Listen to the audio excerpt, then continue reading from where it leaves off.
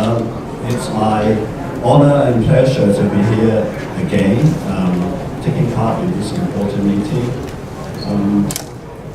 What I would like to do today is to cite Hong Kong as an example to talk about how waste materials could be recycled as natural resources. As you know, perhaps most of you have been to Hong Kong. It's such a small place, densely populated, and so we generate a large amount of waste materials, especially food waste. And when it goes to landfills, I think they will fill up the landfill rapidly. So the Hong Kong government has been trying very hard to treat this organic waste and try to make use of it, turning them into different usages. And my research area has been looking at the recycling of food waste, especially turning them into higher grade of fish pellets. I'm now looking at two places, one at Southern University of Science and Technology, and also the Hong Kong Education University. First of all, I would like to make some acknowledgement all these funding agents, Environment and Conservation Fund of EPD, Innovation Technology Fund, Sustainable Fisheries Development Fund, and also Sustainable Agriculture Development Fund. So the objectives, major objectives of my talk is try to reactivate agriculture and aquaculture activities in Hong Kong, which were once not active, say 40, 50 years ago, through the use of organic waste in a densely populated center, urban center. So I will cover about all these items briefly about the background and especially focusing on the Pearl River Delta, where Hong Kong is located at the southern tip of the Pearl River Delta. The problems we have in Hong Kong in terms of agriculture, it would be soil contamination, and then we will go on the possibilities of turning this organic waste into resources.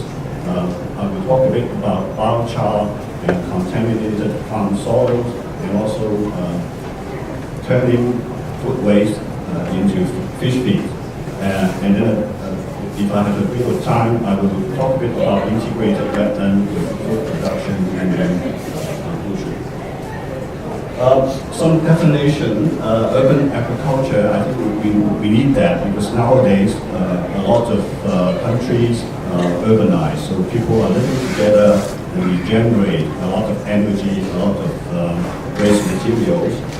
So in terms of urban agriculture, basically it's an industry that produces, processes and markets food and fuel largely in response to the daily demand of consumers within the town, the city. So we need to apply intensive production methods in order to achieve our goals. And obviously, the major aim is to deliver fresh local food for the citizen, fresh and safe with acceptable level of contaminants. I wouldn't say zero contaminants. Now a bit about the Pearl River Delta, which is one of the biggest mega deltas in the world. So it included a few big cities, each one with several million, and then Hong Kong is located in the southern tip of the delta. A bit about Hong Kong. It's located at the southeast coast with a subtropical climate, highly urbanized, but mostly people are living at the coastal areas, namely Hong Kong Island in the south, and also part of the Kowloon Peninsula, and then several satellite cities like Shatin and Yunnan. So basically 40% of the whole Hong Kong's total land area can be committed to conservation because they're hilly, you cannot build anything on the hills. So we still have some nice environment. If you come to Hong Kong, don't just shop. You can go out to outer islands, they're very pleasant. And also the Michael Marshes, which is a Ramsar site somewhere here. So it would be a nice week if you can time it right. Agriculture and fisheries, obviously, Hong Kong people consume a lot of food items, but the farming area has been shrunken the past few years.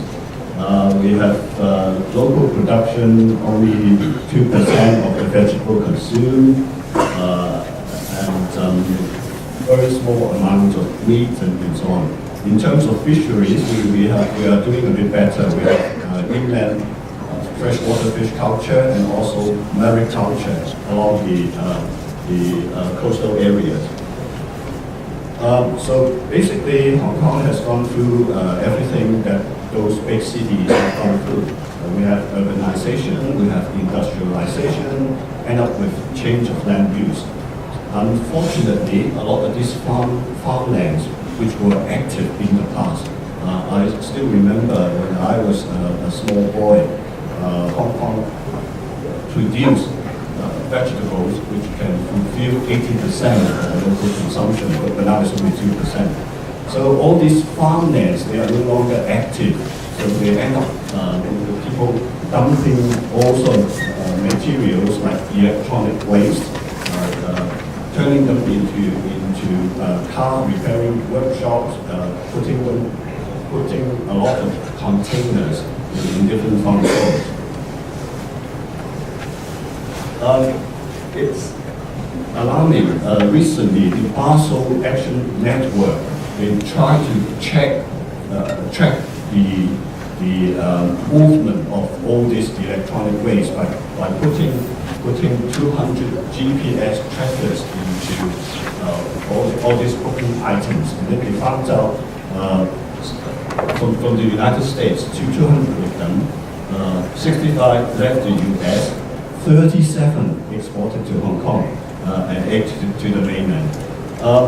Now, in the past, we took part in some collaborative research where we try to work on the PTS, persistent toxic substances, emitted through recycling of all these electronic waste, because people try to extract precious metals like gold, silver, and platinum.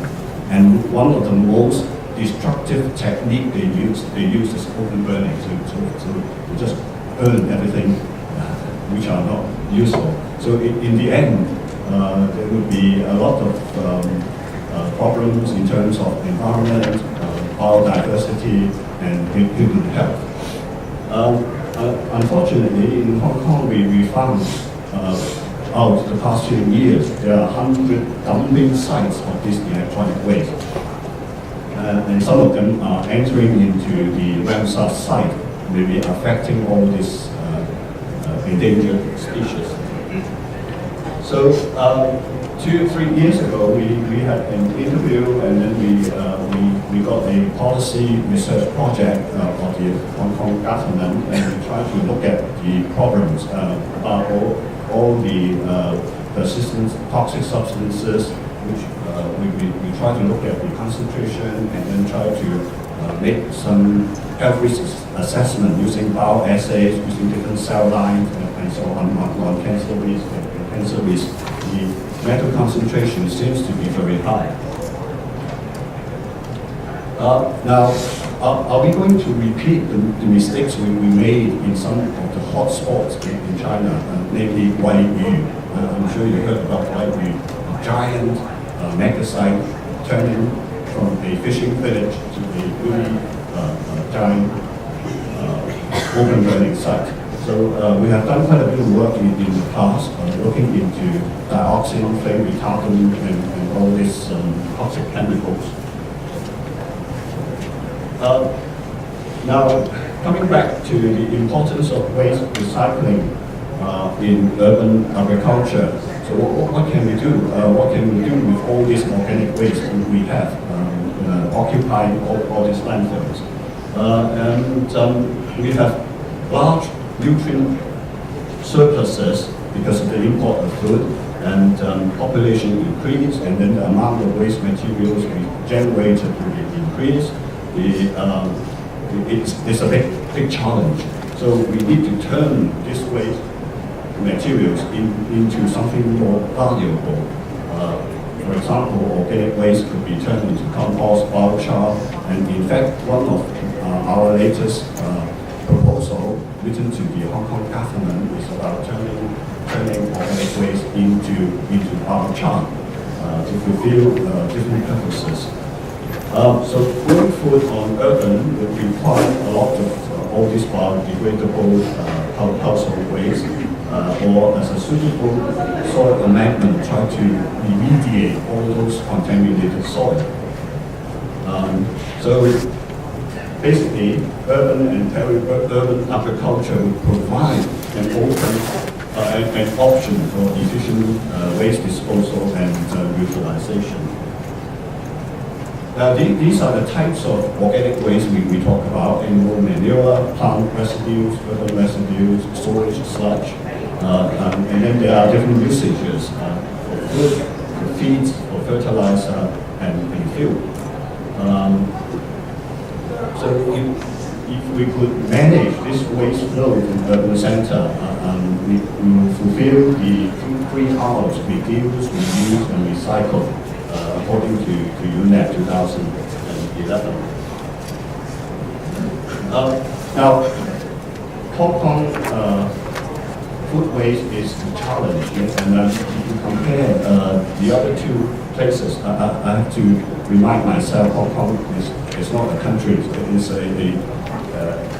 self-administrative region. So if you compare this self-administrative region with another 2 places, namely Seoul City and also Taipei, unfortunately, Hong Kong seems to produce the largest amount of food waste per capita. And a lot of this food waste is very wet, high moisture content.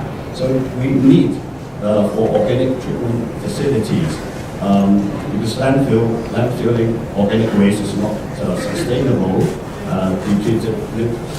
It will deplete limited space, and then the food waste is not allowed to go into landfill in some countries, including Korea and EU.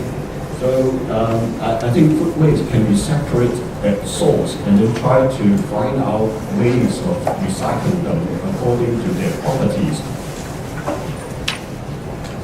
Now, I have been serving in the advisory board for the Hong Kong government for a number of years, and also serving as the chair of the subcommittee on solid waste. So I'm rather familiar with the setting of the importance, the challenge we have. Now, according to the Hong Kong government, we are going to build several waste treatment facilities. One of them has already finished. We have phase 1, phase 2, and phase 3. This first in different places, taking the advantage of collecting the waste materials more easily, regionally.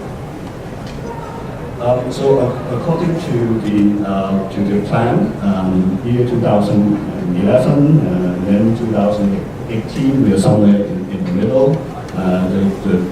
The organic waste, the food waste we generate, we recycle about 200 to 300 tons per day. But imagine the amount is still very low. I think we need to make use of all other waste materials which are not going into these facilities. Now, so the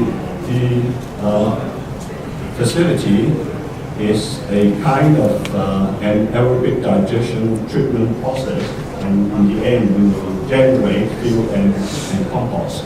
So there are some valuable products generated. And compost and biochar could be used as soil amendment or also fertilizer. And more recently, we have been working with Professor and try to make use of the biochar. Consists of different proportion of food waste, different types of food waste. First of all, it's trying to decontaminate certain contaminants like heavy metals, and at the same time, it serves as a slow release nutrient source. We will also try to incorporate certain active microbes inside the biochar. Now, to start with, food could be produced from organic waste. This is a very old technique, production of mushroom substrates. I'm sure you know about mushrooms, all these different kinds of mushrooms, including the common species and the species we have in the East, Donggu. Substrates could be extracted from different agro-industrial residues like wood chips, sawdust, and manure, and so on. The real idea is to have a good CN ratio, and of course you have to go through composting, aerobic decomposition, and also pasteurization before you can make use for producing food waste. And in fact, there's a local company in Hong Kong, the Mushroom Initiative. They try to use all this rice, raw, and cooked food, including rice and vegetables, containing fibers, containing carbohydrates, turning them into a good growth substrate for all different kinds of mushrooms. Now, these could be used for feeding animals. In the past, about 30, 40 years ago, when you go to a restaurant, the food you do not consume, the leftover you put in the bucket, and then you go pigs with them. I think you can do even better, turning them into chicken feed, poultry feed, and also feed for humans. And more recently, we focus a bit more on fish. Now, biochar is getting more and more important because in China, I'm sure if you in China during sometime in autumn after harvest, we will very often burn the plant residues, all these with straw and so on. But nowadays, a lot of centers have been set up all over China, trying to cope with the problem, turning the waste into resources, picking a wide range of biochar with different properties. So, mechanism, meteorologic, I'm sure you all know about biochar. So hopefully we could produce biochar with different purposes, where they could be they are cheap, effective, and then easy to operate, and we can also secure income. In the past, we have also attempted to add these microbes, namely some nitrogen-fixing bacteria, also potassium solubilizing bacteria, and also and fungi into the so-called biofertilizers in waste materials. And we try to produce alien fungi in large quantity using a technique called culture. So we are now working on this. In terms of contaminated farm soils, I think we need to remediate them because the past 20, 30 years or so, we have been using the farmlands, former farmlands of different purposes, which I talked about. So cadmium would be a problem. cadmium would be a problem, and also PAH, PCB, and so on.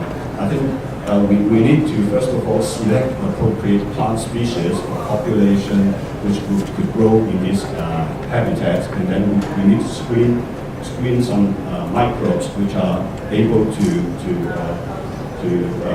associate with these plants, and then using biochars or comprising of different residues to do the job. We got hyper-accumulating plants, and also we could intercrop these metal hyper-accumulators with some low uptake metal edible crops. So we have tried that out in Zhejiang, ZAFU University, where I associated a few years ago. Growing bamboo shoots. Bamboo shoots seem to be safe for consumption. Also vegetables and AM fungi with biochar. So some recommendations. I think we ought to produce biochar using different organic ways, composting of wood, sawdust, and also other materials. Now for forestry, we talk about the country parks we have in Hong Kong. I think we can use biochar to enhance plant growth and habitat creation. In terms of agriculture, we mentioned intercropping, hyper-accumulators and edible crops, so we can clean up the areas and at the same time produce some economic return. For agriculture, I think we will purify contaminants in water using biochar, and then lately we are interested in putting a small portion of this biochar into the feed, into the fish. So we are still working on that. So there are other activities like growing worms, earthworms, black soldier flies, and so on. They would be good feeding materials. And then in the end, I think integrated aquaculture system would be a good idea, whereby you can generate waste materials to be used from one system to another system.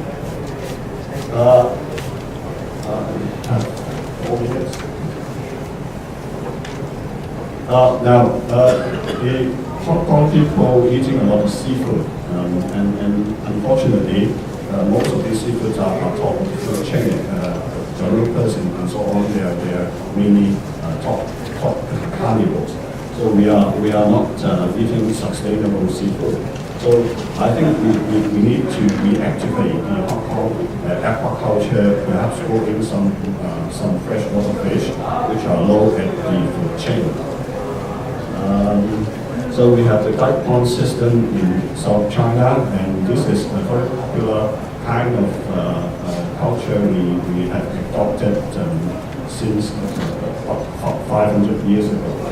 In the horticulture system, in the same water column, same pond, whereby you have different species, they occupy different ecological niche, they have different needs of feeding materials, grass carp will be at the top level, eating macrophytes, and in the middle of the column, the big head, basically they filter phytoplankton and zooplankton, and at the bottom there will be more competition. All these fish will be eating also materials, benefit organisms, even manure coming out from another fish.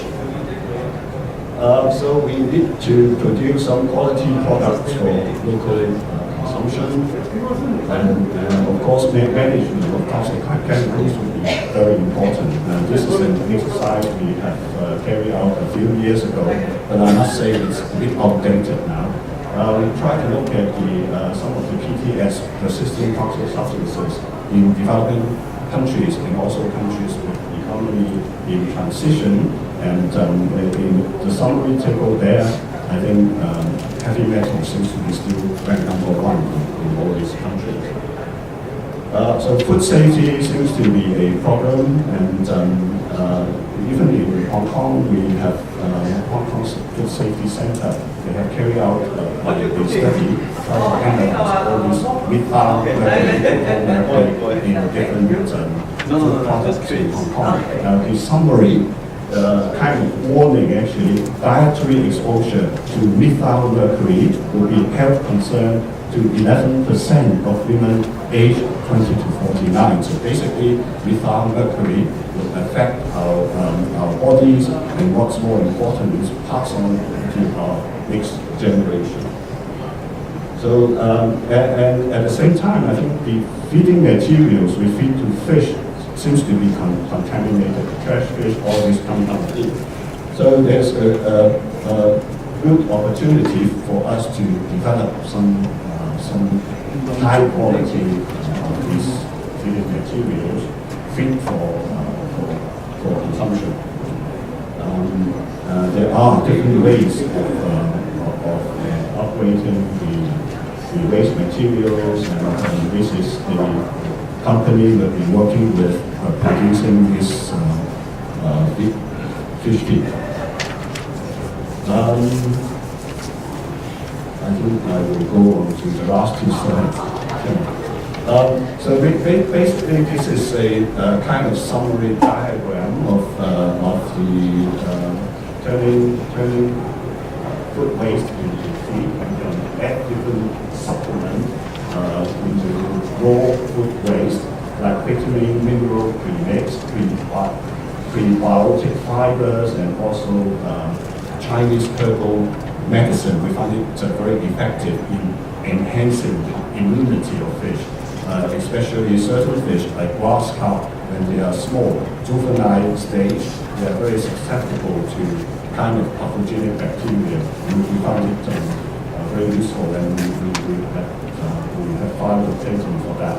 So at the moment, for freshwater fish, doesn't seem to be any problem because they have lower nutrition requirement. But for marine fish, we are still struggling on upgrading these food materials, giving them enzyme, bakers, yeast to help them to digest and having a better feed conversion ratio.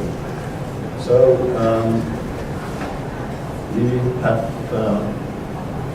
we have carried out some experiments assessing the non-cancer risk and cancer risk, and the fish we produce seems to contain lower concentration of these contaminants, DDT, mercury, and so on. So I'll go to the last slide. I think urban agriculture and aquaculture are very important for sustainable development for any city. The organic waste, in particular food waste, should be treated as resources rather than waste. There are rather great potential in reactivate local aquaculture and agriculture in Hong Kong, such a densely populated city.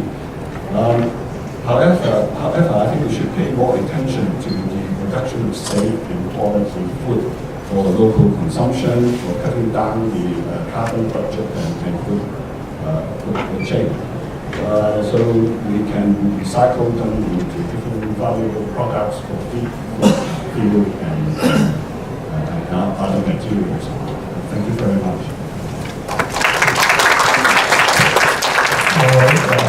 Thank you for the comprehensive and for the presentation. Unfortunately, we are a little bit behind the schedule, so we will take just one quick question or comments if you have.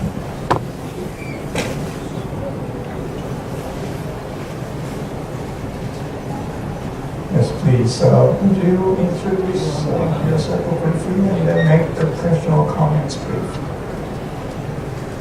My name is Mishima from Japan, National Institute for Environmental Sciences. You said, thank you for very interesting presentation. I have one question. Most people who are people in Hong Kong use a very oily food. Is it possible to use for such a oily food to fish meat? Fish or some other thing, is it good? Right, good question. We also encountered the problem at the beginning, but our partner, the company I mentioned, they have a special procedure skimming all this oil and also try to test whether it's too salty and other things. Thank you.